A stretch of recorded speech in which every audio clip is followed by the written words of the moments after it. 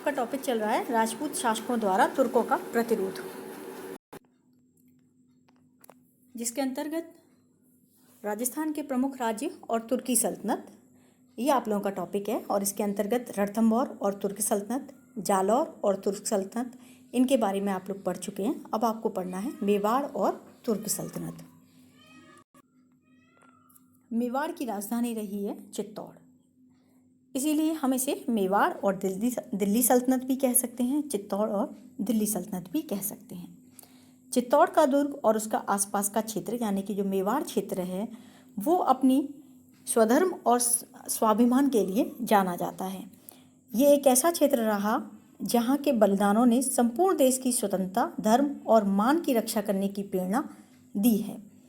यह जो दुर्ग है, यह दुर्ग एक पहाड़ी पर स्थापित है जिसका घेरा 8 मील है और यह दुर्ग उत्तर से दक्षिण 3 मील लंबी और आधा मील चौड़ी पहाड़ी पर स्थित है। इस दुर्ग का निर्माण ये कहा जाता है मौर्यवंशी राजा थे चित्रांग, उन्होंने निर्मित कराया था और इसके साथ ही यहाँ उन्होंने निर्माण कराया और धीरे धीरे इसका महत्व बढ़ता चला गया। आप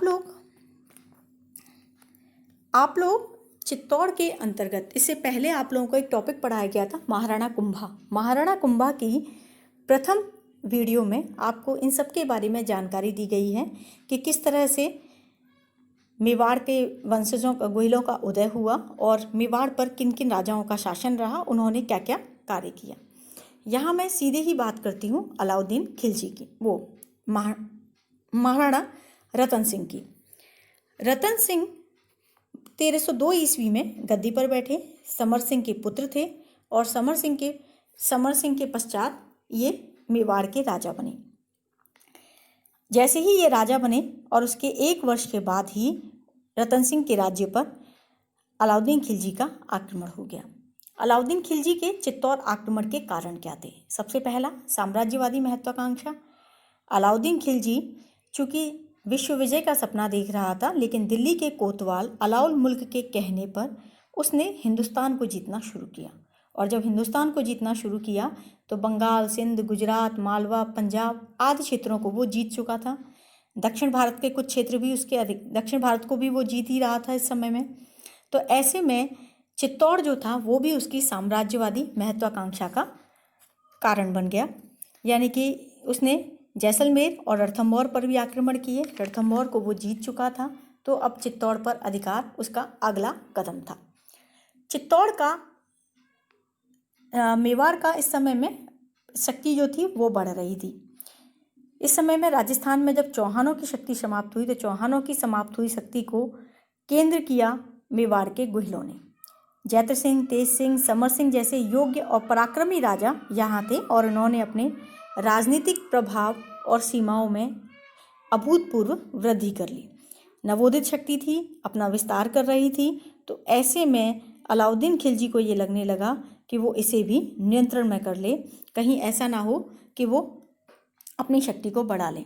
और दूसरा, वही गुजरात अभियान के समय में मेवाड़ के राणा समर सिंह ने उचित दंड लेकर ही शाही सेना को अपने राज्य में से जाने दिया था।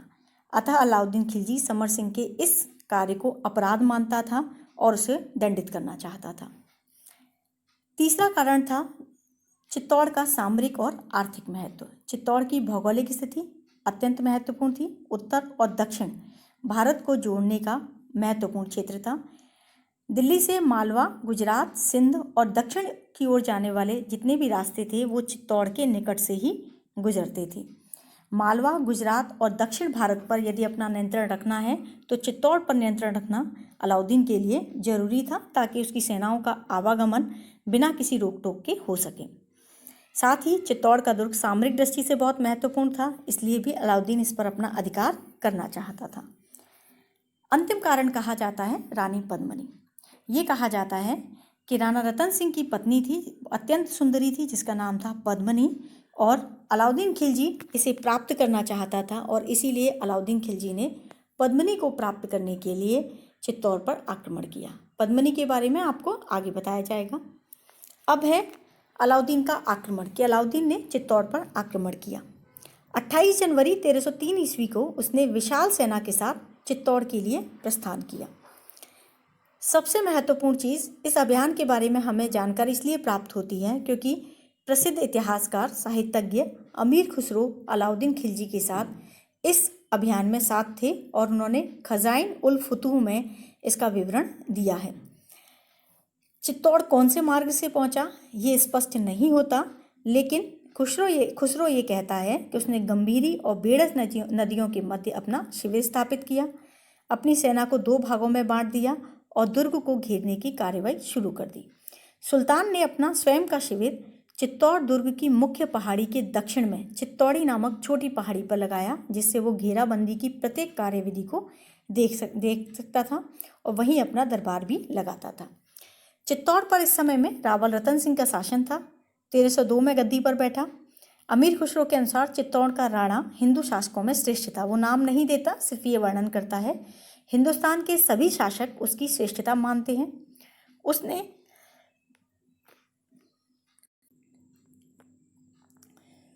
उसने चित्तौड़ के दुर्ग की रोमांचकारी भव्यता का विशद वर्णन किया है। वो ये कहता है कि जैसे ही अलाउद्दीन के आक्रमण की सूचना राणा रतन सिंह को मिली, उन्होंने अपनी चारदीवारी कर सुदृढ़ मोर्चाबंदी कर ली। उसके सरदारों ने और सैनिकों ने शाही सेना के आक्रमणों का डटकर मोर्चा किया। दुर्ग के अंदर से तीर, पाषाण, जलती मसालों की बौछार शाही सेना पर होती रही। लगभग 8 महीने तक अलाउद्दीन खिलजी की सेना ने घेरा डाल के रखा। अलाउद्दीन खिलजी की सेना ने दुर्ग की दीवारों को ध्वस्त करने के लिए मजनिक आदि युद्ध यंत्रों का प्रयोग किया। अनेक राजपूत योद्धा वीरगति को प्राप्त हो गए, लेकिन अलाउद्दीन खिलजी को सफलता प्राप्त नहीं हुई। क्योंकि लंबे समय तक ये घेरा डाला, अलाउद्दीन खिलजी की सेना चूंकि बाहर थी तो उसे रसद सामग्री प्राप्त हो रही थी, लेकिन दुर्ग के अंदर अब रसद सामग्री खत्म हो रही थी। खाद्य सामग्री, पानी, युद्ध सैनिक आदि की कमी इस समय में वहाँ हो रही थी। जब राजपूतों की सैनिक शक्ति क्षीण होने लगी, और इसी समय गोपीनाथ शर्मा ये भी कहते हैं कि दुर्ग में महामारी फैल गई। जब ये लगने लगा कि सर्वनाश होने ही वाला है, तो राजपूतों ने ये निश्चय किया कि वे केसरिया बाना पहनकर दुश्मन सेना के साथ युद्ध करेंगे। कर्नल टॉड ये कहते हैं कि रानियों ने अपने सतीत्व की रक्षा के लिए राजपूती परंपरा के अनुसार जौहर व्रत का पालन किया। राजपूत योद्धा दुर्ग का फाटक खोलकर केसरिया बाना पहनकर शाही सेना पर आक्रमण करने के लिए आ गए। अधिक समय तक नहीं लड़ पाए और लड़ते लड़ते वीरगति को प्राप्त हो गए। 25 अगस्त 1303 को अलाउद्दीन खिलजी ने चित्तौड़ को जीत लिया। साथ ही ये कहा जाता है चित्तौड़ की जनता के कत्लेआम का आदेश उसने दे दिया। 30,000 निर्दोष और असहाय लोग एक ही दिन में मौत के घाट उतार दिए गए। दुर्ग के जितने भी मंदिर थे या दुर्ग में जितनी भी दुर्ग में जितने भी भवन और मंदिर थे, उन सभी को नष्ट कर दिया गया।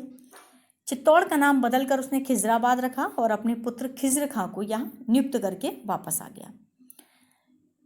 ये भी कहा जाता है कि चित्तौड़ के पतन के बाद रावल रतन सिंह का क्या हुआ। कई लोग तो कहते हैं वो मारा गया, कोई कहता है कि अमीर खुसरो कहता है राय पहले भाग गया, लेकिन बाद में अलाउद्दीन के शिविर में शरण ली और उसे जीवन दान मिल गया।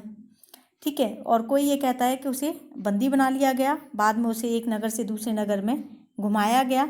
लेकिन मतलब वस्तुतः ये माना जाता है कि रतन सिंह युद्ध भूमि में ही मारा गया था। अब इन सब के बीच में खिज्र खां जो था, खिज्र खां चित्तौड़ में रहा, लेकिन सिसोदिया सामंत हम्मीर ने उसे चैन से बैठने नहीं दिया। ये कहा जाता है कि जिस समय में अलाउद्दीन खिलजी का आक्रमण चित्तौड़ पर हुआ, उस समय में चित्तौड़ दुर्ग की रक्षा करते हुए सिसोदिया का रावल लक्ष्मण सिंह अपने 7 पुत्रों के साथ किले की रक्षा करते हुए मारा गया था। यही लक्ष्मण सिंह का पौत्र था राणा हम्मीर। इसने खिज्र खां को इतना परेशान किया, खिज्र खां को अलाउद्दीन खिलजी ने वापस बुला लिया और कानड़दे का एक भाई था जो एकमात्र जीवित व्यक्ति था जालौर अभियान कानड़दे के वंश में, सोनगरा के मालदेव को उसने चित्तौड़ का राज प्रबंध सौंप दिया या अपनी अधीनस्था में उसे वहाँ नियुक्त कर दिया और प्रांतपति नियुक्त कर दिया। लेकिन मालदेव की अधीनता चौहानों ने और आसपास के राजपूती सरदारों ने पसंद नहीं की और इसीलिए राणा हम्बीर जो था सिसोदिया हम्बीर, वो लगातार मालदेव पर आक्रमण करता रहा, उसे परेशान करता रहा। हालांकि मालदेव ने हम्बीर के साथ अपने वैवाहिक संबंध स्थापित किए, जिससे कि उसके साथ मैत्रीपूर्ण संबंध हो जाएं और वो उसके आक्रमणों से बच जाए, लेकिन ऐसा हुआ नहीं। 1321 के आसपास जब मालदेव की मृत्यु हुई तो करीब 1326 तक धीरे धीरे क्षेत्रों पर अधिकार करता हुआ 1326 ईस्वी तक उसका अधिकार राणा हम्बीर का अधिकार इन क्षेत्रों पर हो गया। राणा हम्बीर के चित्तौड़ पर अधिकार के पश्चात गोहिलों की रावल शाखा समाप्त हुई और अब सिसोदिया शाखा प्रारंभ हो गई। चूँकि हम्बीर सिसोदे गांव का था, इसीलिए इसे सिसोदिया शाखा कहते हैं और हम्बीर के समय से राणा के स्थान पर महाराणा शब्द का प्रयोग किया जाने लगा। हम्बीर योग्य था और हम्बीर ने आसपास के क्षेत्रों को जीत लिया। एकलिंग महात्म्य के अनुसार उसने भीलवाड़ा के सरदार राघव को परास्त किया, केलवाड़ा को उसने अपना केंद्र बनाया और इस प्रकार एक बड़ा क्षेत्र उसने जीत लिया था। और उसके पश्चात हम्बीर के पश्चात क्षेत्र सिंह राजा बना। हालांकि इन सभी राजाओं के बारे में राणा हम्बीर, क्षेत्र सिंह, लक्ष्य सिंह, मोकल, कुंभा के प्रथम वीडियो में आप लोग पढ़ चुके हैं। बस कुछ ही चीज़ों पर मैं आपकी निगाह डाल रही हूँ। क्षेत्र सिंह गद्दी पर बैठा। क्षेत्र सिंह ने भी ईडर, सिरोही, डूंगरपुर, खींचीवाड़ा क्षेत्र सिंह ने भी अपने साम्राज्य का विस्तार करने की कोशिश की, लेकिन बहुत अधिक विस्तार वो नहीं कर पाया। केवल जो अपना मेवाड़ क्षेत्र था वही क्षेत्र जो है उसके अधिकार में बना रहा। बागड़ क्षेत्र उसके अधिकार में आ गया। बूंदी पर उसका अधिकार था या नहीं, इस संदर्भ में मतभेद हैं। महाराणा लाखा इसके बाद राजा बना। महाराणा लाखा ने भी आसपास के क्षेत्रों को जीता। बूंदी को भी अपने नियंत्रण में उसने कर लिया। बदनौर क्षेत्र को जीता और जहाजपुर, मेड़वाड़ा, शेखावाटी, बैराट क्षेत्र को उसने जीता। आमेर के निकट कई क्षेत्रों को भी उसने जीत लिया। ये कहा जाता है दिल्ली सुल्तान गयासुद्दीन द्वितीय के साथ उसका युद्ध हुआ, जिसमें सुल्तान पराजित हुआ और उसने तीर्थ कर को रद्द करने का वादा किया और राणा को स्वर्ण और घोड़े उसे दिए। बदले में राणा ने स्वर्ण और घोड़े सुल्तान को दिए। 1396 ईस्वी में गुजरात के जफर खान ने मांडलगढ़ पर आक्रमण किया और इस समय तक मांडलगढ़ पर उसका अधिकार लेकिन नहीं हो पाया। लाखा के समय सबसे महत्वपूर्ण चीज़ है कि लाखा ने राजकुमारी हंसाबाई के साथ विवाह किया और उससे उत्पन्न पुत्र को गद्दी पर बिठाया। मोकल गद्दी पर बैठा और मोकल के समय में, चूँकि इस समय तक केंद्रीय सत्ता बिल्कुल ध्वस्त हो चुकी थी, सैयदों का शासन चल रहा था, तुगलक वंश और सैयदों का शासन प्रारंभ हो चुका था, तो उन्हें इतना समय नहीं मिला कि वो मेवाड़ पर आक्रमण कर पाएँ, लेकिन मालवा और गुजरात के आक्रमण इस समय में प्रारंभ हो गए। मालवा के सुल्तान होशंग शाह ने मेवाड़ के गागरोन दुर्ग पर अधिकार कर लिया था। इसी प्रकार से मांडलगढ़ क्षेत्र पर बूंदी का अधिकार हो गया। तो इस तरह से कई क्षेत्र उसके अधिकार में से निकल गए, लेकिन जब कुंभा गद्दी पर बैठा तो कुंभा ने एक विशाल साम्राज्य की स्थापना कर ली, गुजरात और मालवा की शक्तियों को नियंत्रित किया। धन्यवाद।